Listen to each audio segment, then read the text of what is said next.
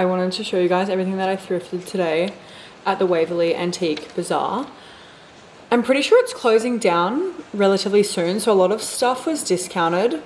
They had some beautiful like mid-century furniture and stuff there, but sadly I'm just not in the market for that right now. But if I was, wow, coin would have been dropped. I only got a few things. The first thing that I got is this Dolphin stainless steel bottle opener.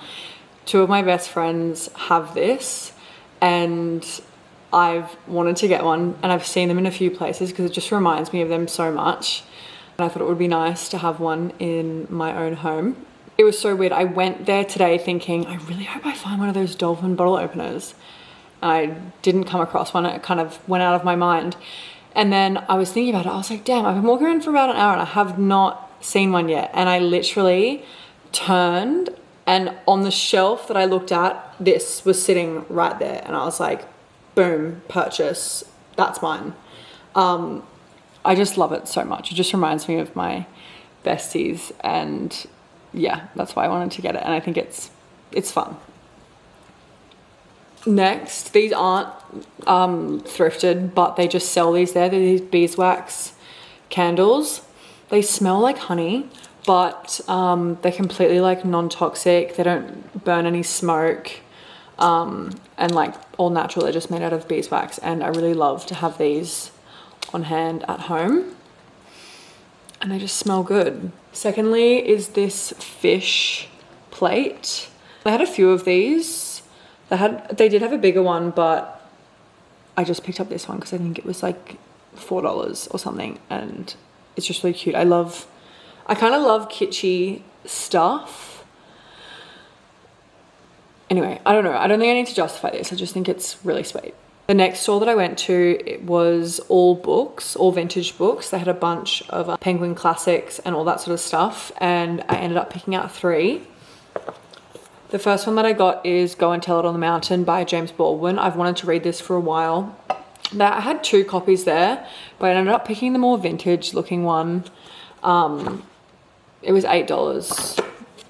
And I just think it's really sweet. This will be my 3rd James Baldwin that I've read. The next one that I got is The Idiot by Dostoevsky. I obviously haven't read Notes from Underground yet, but I'm anticipating that I'm gonna like it. So I picked up this, and I think it was $4. So if I don't like it, it's not like I've spent money on a brand new book anyway. So yeah, that was the second one. Wow, boring. And then the third one is The Road by Cormac McCarthy. This is kind of a dual purchase because Matt said that he wanted me to pick out 3 books for him for Christmas. And he's not much of a fiction reader. He's more of a non-fiction. But then he gets bored. I'm like, I really think you should dabble in fiction because it's a form of escapism. You get to learn about other people's experiences. You get to develop more empathy for people and their stories. And I just think, you need to dabble in fiction if you're strictly non-fiction. And he always opts for sci-fi. But the last 3 sci-fi books that he's bought have fell pretty flat. So I said that this would be a good one for him to read, and I read in the synopsis, and mind you, it is slightly dystopian. However, I think he would really enjoy this, and I saw it and I was like, I have to get it, and I low-key want to read it as well. So if you've read this, let me know. The last thing that I got is just this little wooden bowl. It's got these 4 legs, and I just thought it would be cute. We don't currently have anything to put keys or wallet, whatever. When you get home, you dump your stuff down. And I thought this was the perfect size. Anyway, that's my Waverley Bazaar haul. I hope you enjoyed. I spent way too much time in there. If you've been, it's so huge. I think I maybe walked around for 2.5 hours, got lost thrice. But yeah, highly recommend, and I had such a fun time. The sphere crash landed here, about a block away from my place. of growth and change. Fusion with a different name and face. This pattern on my fingertips laid on the surface.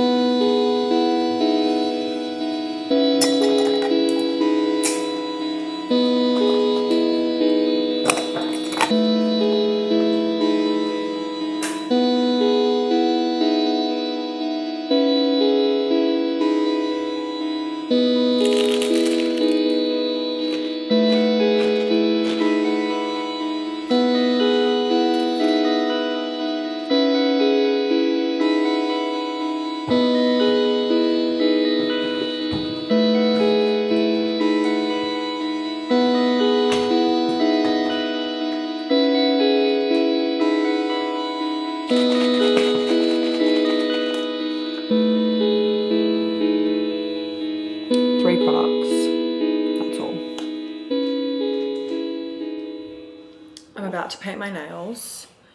I think I'm gonna do this buttery yellow color, and then I'm gonna layer this metallic over the top. It's from J. Hannah. I love this brand so much. She makes polishes and jewelry, based in LA. I think everything's made in LA as well. And this shade is called Akoya.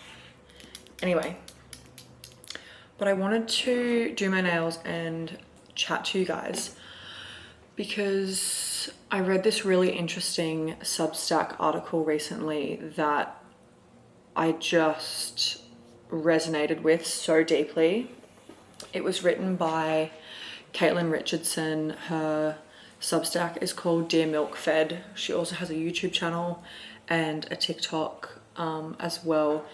And she is just phenomenal. Like, she's so intelligent. She's so good at articulating herself and her thoughts, and she's incredibly well read throughout philosophy and history and literature. I aspire to be like her one day, but she wrote this Substack article called, the Substack article that she wrote is called I Want a Bigger Life, but I don't know what I want. Maybe it's wanting that feels bigger. And essentially she talks about how she's always had this feeling of not being able to do anything in moderation. It's either all or nothing. And she feels so multi-passionate as a person that in order to just pursue one and become good at one, she ultimately feels like she's sacrificing the other parts of herself. And that was really what resonated with me so deeply, because I feel like I have so many interests and so many passions that I want to be really good at. And out of fear, I feel like I just end up idling and almost pursuing nothing out of fear for sacrificing the rest of them for one. It doesn't feel like I have enough time to pursue all of them and become great at all of them like I know I want to and that I know that I can. And that ends up manifesting through a lot of procrastination, a lot of fear, a lot of self-doubt.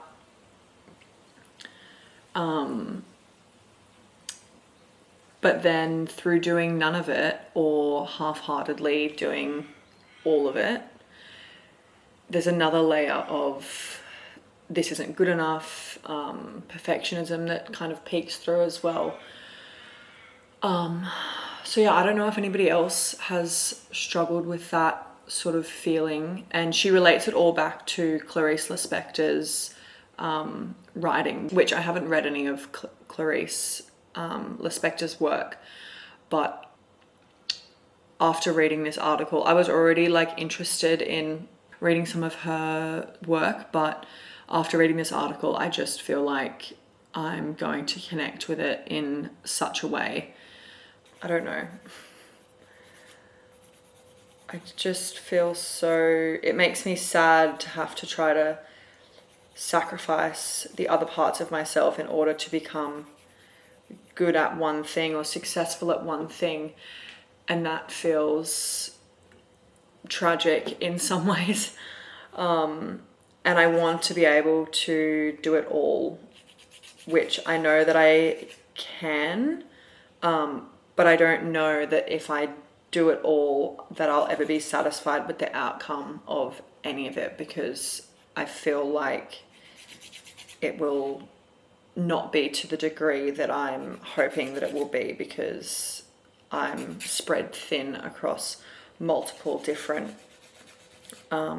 avenues and passions in life, you know. And I don't know if anybody else relates to that sort of feeling. I feel like the only way that I can combat that is to continue to work towards doing little things in each of those passions that I have, to feel like I'm giving them the attention that they need, because I feel like sometimes when I devote too much attention to one thing, I start to feel guilty or sad for those other parts of myself that aren't getting the time to grow and learn and enjoy themselves as well. What are you doing? I just feel like I don't have enough time to do everything that I want. Like, I have so many dreams in life and so many ambitions and goals and things that I want to do and see, but I have this drive to want something more or bigger. But what is that? What is the more? What is the larger end goal? Because I feel like a lot of the time it remains very ambiguous as to what that more really is, which again leaves you feeling lost completely. So also, I've never really been able to grow my nails. This is a lot for me. This is very, very good for me. I was a serial nail biter all throughout my childhood and teenage and young adult life, that my nails have just kind of never really been able to recover, and they've stayed very weak for a really long time. And I used to get acrylic nails a lot, but they just end up destroying your nail beds even more and more. So it's always been a goal of mine to have natural, longer nails, and I feel like I'm definitely on my way there. And like, I just think it's such a nice, relaxing thing that you can do for yourself, to sit and paint your nails, because it's just taking time out of a busy day to do something nice for yourself. So I really hope that this turns out the way that I want it to. The only thing I heavily dislike about this is I always think that it's dry enough. It's never. If you think it's dry enough, it's not. Wait a little longer. And then I just end up having a bump or a smudge or something in my polish, and that's even more infuriating, and then I just want to take it all off. But yeah, I would love to know if anybody else sort of struggles with that existential sort of feeling, or if you've watched Caitlin's videos before and what you think of them. I do want to subscribe to her Substack, because I couldn't actually read the full article because I'm not a paid subscriber, but from what I could read, it was just, yeah, I think living in a world where there's so much to consume that it's really easy for kind of none of it to really land. And that was the first thing in a while that I was like, whoa, did she write this about me? I also want to say thank you so much for 250 subscribers. yeah, I don't know, it makes me so happy seeing as though I'd wanted to do this for so long and felt like maybe what's the point or who would watch, all those sort of feelings, and I'm just filled with so much joy that everybody who is here and I've gotten the opportunity to connect with some really amazing people, and I just hope that continues throughout this sort of process. And really, like, the main reason that I started any of this was because it was something I always wanted and shied away from out of fear of being rejected or made fun of, or whatever those sort of negative experiences are, that I never pursued it, but I really felt like part of me was not fully alive in a way. Sounds so silly, but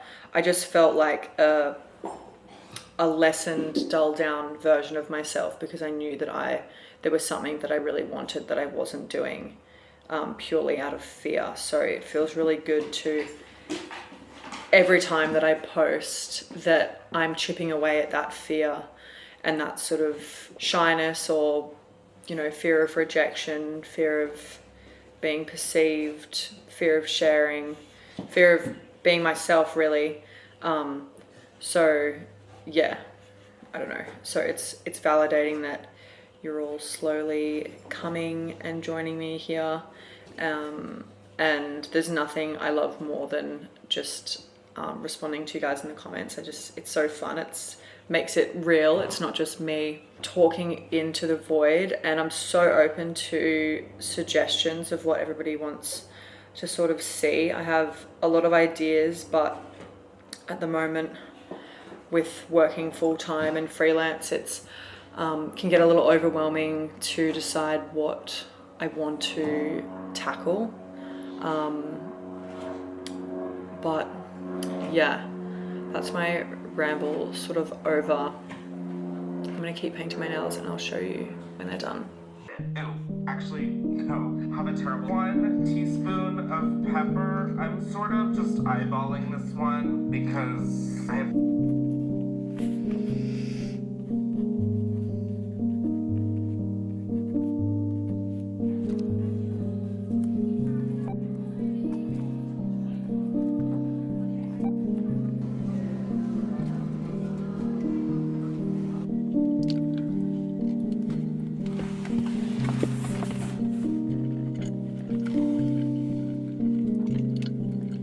Also, we had to take a brief break from doing my nails because I'll have to use my non-dominant hand to paint this hand, and I don't know if I've got the patience for that because I was so hungry and I had to grocery shop, so we'll be resuming that.